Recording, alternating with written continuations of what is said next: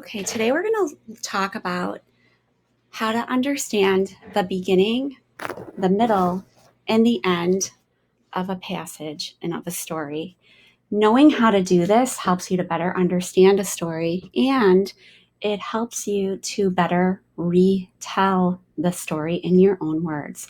So we're going to look at the passage, The Frog, and we're first going to reread it. This is something we're already familiar with. We've read this text before. Please follow along as I read it with you. The Frog. Once there was a frog in a pond. He jumped out and went into the woods. He jumped and jumped. He saw a house. It was a big house. A girl was there. She said, "Father, I see a frog. I will give him some food." The frog ate the food. He sat on a chair. He liked the girl. She liked the frog. The girl and the frog liked to play. The girl kissed the frog. Now he was not a frog. He was a handsome prince. He and the girl got married. They lived happily ever after in the big house in the woods with the pond. So now we want to think about the beginning, the middle, and the end.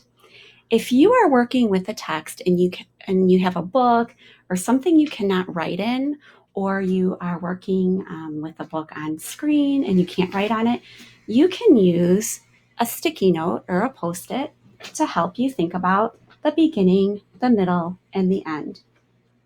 And so even though it says here, once there was a frog in the pond, that's just telling me where the story started, but it's not giving me the main part of what happened in the very beginning of the story.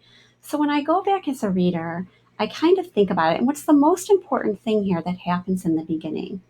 In the very beginning, the most important thing is that the frog goes to the house where the girl is. And so I might even just use my sticky note here, and I can write the letter B on it for beginning.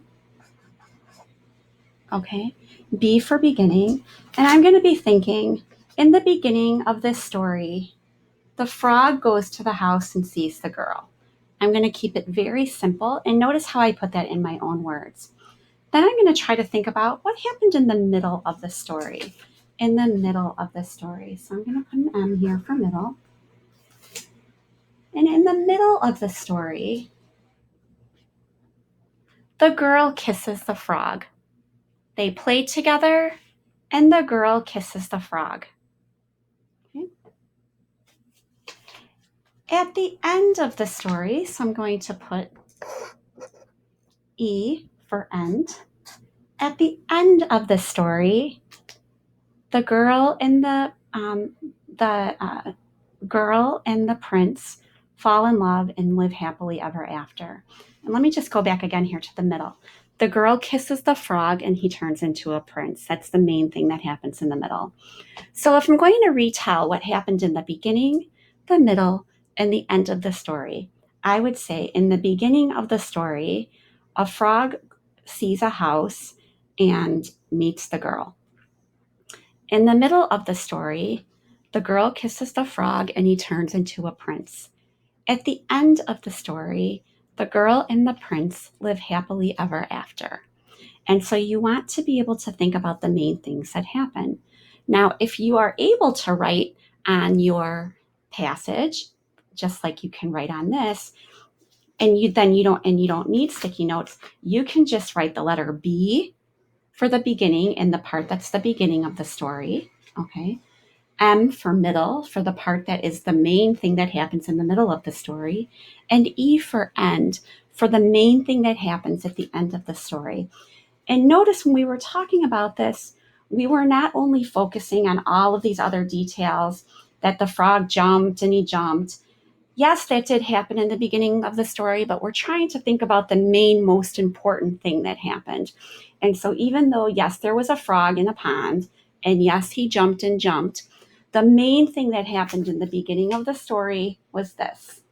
The main thing that happened was that he saw the house and there was a girl there. He met the girl. That's the main thing that happened in the beginning of the story. The main thing that happened in the middle of the story is that the girl kissed the frog and he turns into a prince.